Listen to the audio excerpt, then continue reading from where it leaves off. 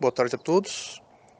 Comentando então o último trecho do capítulo 5 da obra A Chave para a Teosofia, de Sra. Helena Petrovna Blavatsky, página 76 até a página 80. Esse trecho comenta então sobre alguns ensinamentos budistas sobre a origem da alma humana e a imortalidade da alma. O trecho começa com questionamentos, pois muitas escolas budistas deixam claro a descrença na imortalidade da alma. A explicação que é apresentada, primeiro, é que existem duas vertentes do pensamento budista, assim como existe de qualquer religião, né? Uma exotérica, que é a externa, né, popular do povo, que engloba bastante dos dogmas, ritos, né, e afins. E a outra é esotérica, ou interna, ou mística, né? Então, que está mais relacionada então com a teosofia, que é o ensinamento por trás, né, dos dogmas e ritos e todo aquele corpo externo da religião.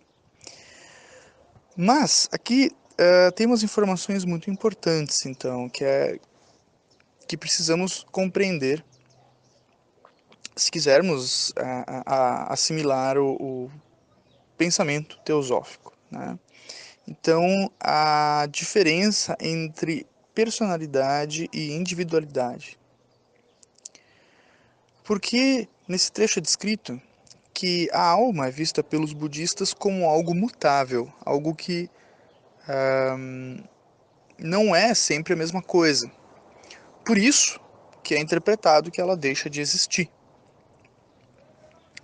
Nesse sentido, poderia-se entender que ela deixa de existir mesmo durante a nossa própria vida.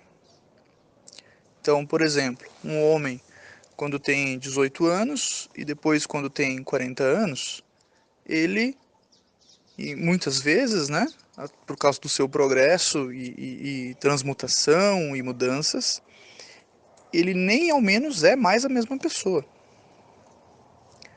Nem mesmo os nossos corpos, né? Até as células dos nossos corpos, elas se modificam. Então nem o nosso corpo é o mesmo e nem a nossa personalidade é mais a mesma. Ela carrega, é claro, as tendências ou a linguagem esotérica, né? Os skandhas dessa mesma pessoa. Então essa mesma pessoa na mesma vida, né? Esse exemplo que eu estou usando tem um exemplo parecido aqui no livro. Então essa mesma pessoa nessa mesma vida, no exemplo, dos 18 aos 40 anos, ela se torna outra pessoa. Mas, é claro, ela carrega consigo muitos dos skandhas, ou as tendências, os padrões de comportamento. Então, muitos dos padrões de comportamento são os mesmos, mas a pessoa já é outra, porque muito já se modificou. E o mesmo vale de uma vida para outra. De uma vida para outra não é diferente. A gente também é outra pessoa, né? Então já vou voltar nesse trecho. A gente também é outra pessoa, mas a gente carrega os skandhas, que são, poderíamos dizer, os resultados do karma, né? Os resultados da ação que vão moldando, né, aquelas tendências de comportamento e que, quando a gente reencarna, então esses skandhas é que vão determinar a família que a gente vai nascer, o corpo que a gente vai nascer, o país que a gente vai nascer e as tendências ou os talentos, as potencialidades que a gente vai trazer ou não para a próxima vida, né? Então, sim, é uma outra pessoa, não é a mesma, mas ela traz uma certa continuidade, assim como nós temos durante a própria vida do indivíduo. Mas os budistas não estão errados ao afirmar que a alma não é imortal. Porque quando falamos em alma, estamos falando do ego, né? E estamos falando. Aí temos o ego superior e o ego inferior. O ego inferior, na literatura teosófica, a gente chama de personalidade. Essa personalidade, ela termina de uma vida para outra. Ela realmente não é a mesma. É por isso que é interessante que no conceito teosófico percebemos que, dependendo do ponto de vista, todas as teorias elas se aplicam, né? Então, se a pessoa quiser acreditar que cada vida é única, ela não está necessariamente errada, porque realmente cada vida é única. A próxima vida vai ser uma outra vida. A gente não é a mesma pessoa mais, né? Existe, claro, existe a individualidade, ou espírito, ou atma, que aí sim, né? Então é uma essência, só uma essência, que sobrevive, né? Mas essa essência não é exatamente a pessoa, não é o Charles, por exemplo, né? Então o Charles ele só vai viver essa vida mesmo. E depois ele morre e ele nunca mais vai existir.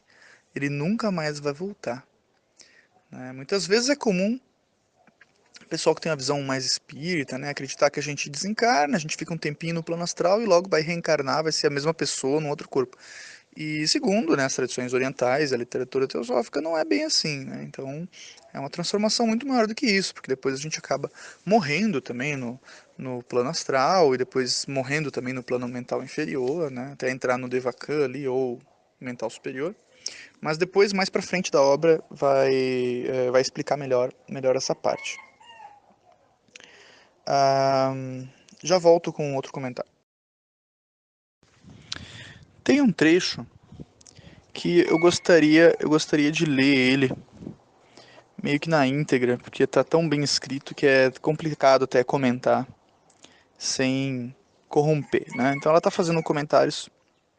A pergunta é a seguinte: você está sugerindo que nem os ensinamentos do Buda e nem os do Cristo foram até agora corretamente compreendidos?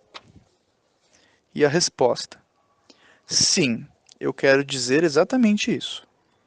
Os dois evangelhos, o budista e o cristão, foram pregados com o mesmo objetivo. Ambos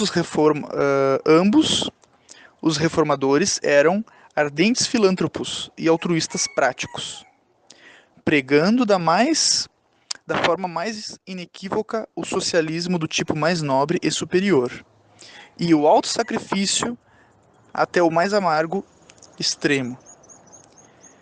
Aí uma citação do Buda aqui, né? Que os pecados de todos, que os pecados de todo o mundo recaiam sobre mim, para que eu possa aliviar a miséria e o sofrimento do homem, exclama o Buda. Agora uma citação de Jesus. Não deixarei chorar aquele que eu puder salvar, exclama o príncipe mendigo, vestido com os trapos refugados dos cemitérios. Vinde a mim, todos vós que estáis cansados e oprimidos, e eu vos aliviarei. É o apelo feito aos pobres e deserdados pelo Senhor dos Sofrimentos, que não tinha onde descansar sua cabeça.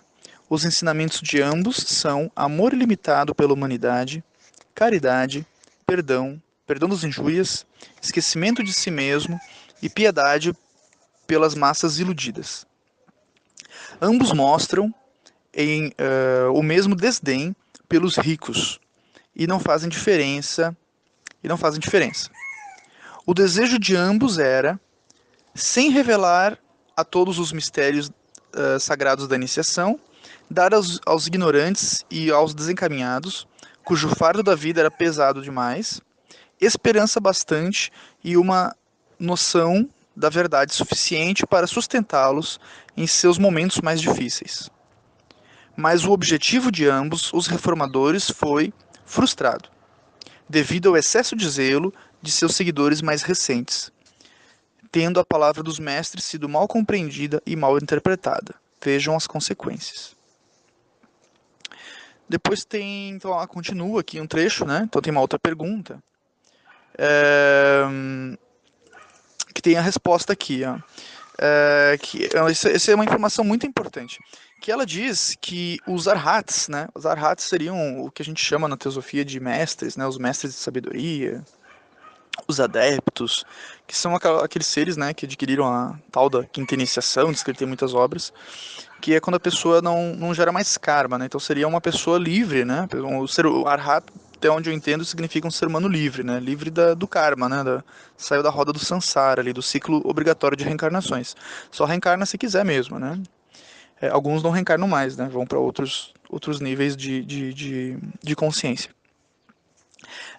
Então, os arhats, eles estão qualificados, né? Para seguir os ensinamentos de um Buda ou de um Cristo, né? Mas, aqui diz então que a maioria dos sacerdotes, tanto do budismo quanto do cristianismo, ao longo dos anos, não eram iniciados. Eles não eram arhats, né? Então, o que acontece é que o conhecimento que era esotérico, iniciático, né, místico, ele acabou se perdendo, porque os sacerdotes eles não tinham essa experiência direta, esse contato direto.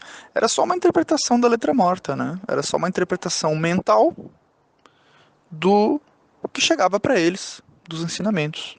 E ainda assim até hoje, né? Então havia aquela interpretação pobre e muitas vezes equivocadas. E por isso então que a literatura teosófica ela vem resgatar, né, o sentido original. É por isso que muitos teósofos eles se dedicam a estudar o ensinamento original, né? Não é o ensinamento que o cara aqui da igreja da esquina está falando ali, mas o ensinamento original, lá dos primórdios do espiritismo, lá dos primórdios do cristianismo, lá dos primórdios do budismo, né? Que é para a gente voltar ao que era realmente de fato, né? Qual era realmente o objetivo desses ensinamentos. E não a interpretação da interpretação da interpretação, né? A corruptela. Porque muitas vezes, mesmo a pessoa vestindo